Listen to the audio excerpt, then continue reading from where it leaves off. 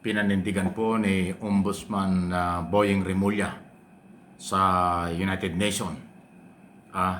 Siya bilang Philippine Ombudsman na humaharap at nag-iimbestiga sa isyu ng graft in corruption sa ating bansa.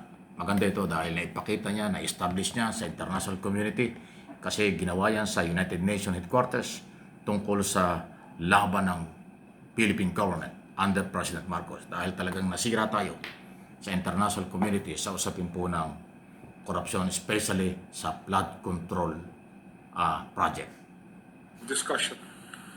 The topic before us today is about institutions, but ultimately institutions are about people.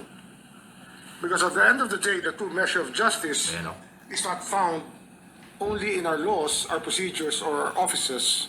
It is measured by whether ordinary citizens feel that government works for them. In the Philippines, our experience has taught us a very important lesson. Corruption is not only a legal problem, it is a developmental problem, a development problem. It is an economic problem, and more importantly, a problem of trust. When corruption weakens institutions, people lose confidence. Investors hesitate. Communities suffer. Public resources that should create opportunities are wasted.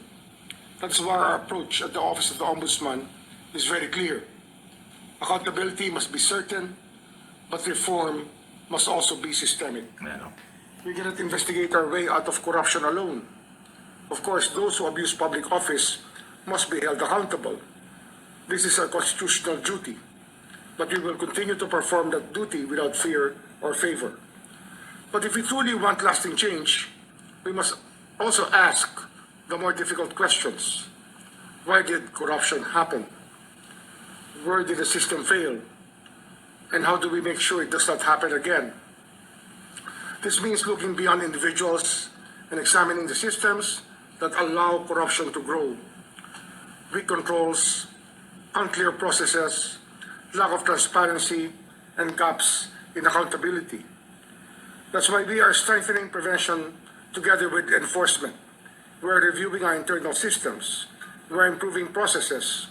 We are advancing digital transformation.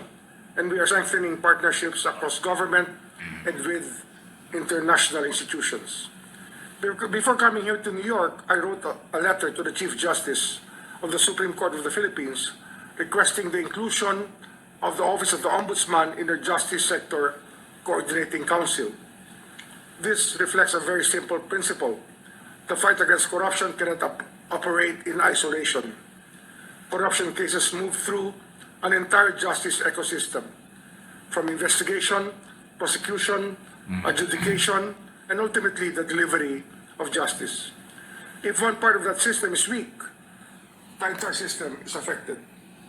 By strengthening coordination among justice institutions, while fully respecting the independence of each institution, we can build a more integrated, cohesive, and effective approach to uphold the rule of law and deliver accountability. Because justice is not the work of one institution alone. It is the responsibility of the entire system. Our objective is simple: to make integrity easier and corruption harder. That is why SDG 16 is so important. Sometimes peace, justice, and strong institutions are viewed as separate development goals. But in reality, SDG 16 is the foundation that allows every other goal to succeed. You cannot have effective health systems without accountable institutions. You cannot build sustainable infrastructure without transparency. You cannot create inclusive economic growth without trust. And you cannot achieve lasting development if people no longer believe in the institutions created to serve them. Today, the Philippines is facing significant governance challenges, including complex investigations involving public infrastructure projects. These are difficult moments for any country. But I believe that moments of challenge can become moments of reform. When weaknesses are exposed, we have an opportunity and a responsibility to correct them. Because the goal is not simply to push or not simply to punish the mistakes of yesterday, The greater responsibility is to build better institutions for tomorrow. As we move closer to 2030, the governments must move faster.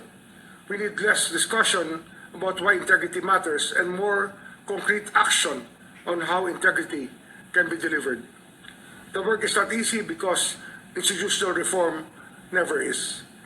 But if we want citizens to trust government, government must first prove that it deserves the trust.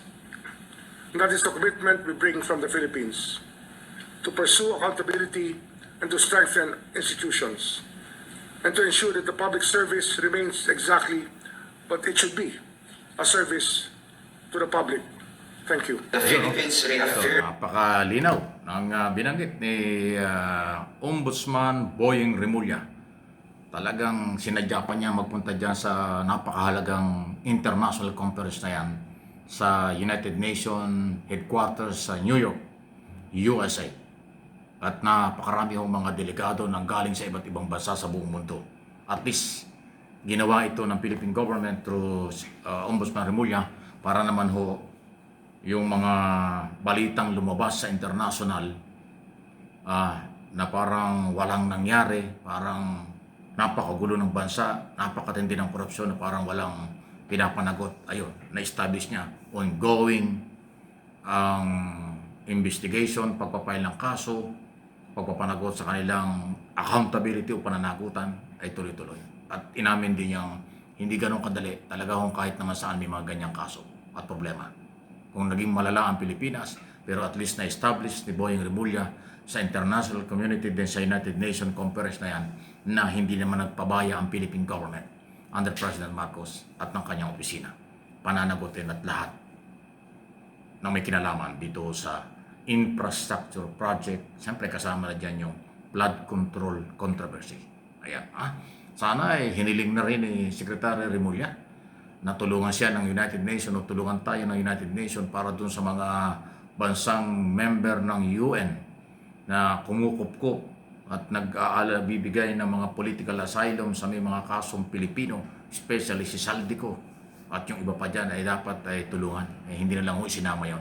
Pero at least in-establish niya na nangyari ang korupsyon sa bansa, hindi ito kinonsinti ng gobyerno. Sa halip iniimbestigahan, may mga kinasuhan, may kakasuhan pa at tuloy-tuloy pananagutin ang mga may kinalaman dito. Ayan po. So, sana ay maging daan yan ng dahan-dahang ma-establish sa international community, business community, mga counterpart ng mga bansang kaalyado ng Pilipinas na may correct yung dating mga balita na masyado daw tayong nagpabaya, sinamantala na kung sino-sino at parang hindi napapanagot. So, hindi po yan totoo at yan sa ginawang yan ng Ombudsman, Philippine government, Philippine representative ng Philippine government sa United Nations, sa akin pong personal na pananaw at observation dito, tamang paraan, tamang daan para lahu may paliwanag sa lahat ang nangyayari sa kasalukuyan.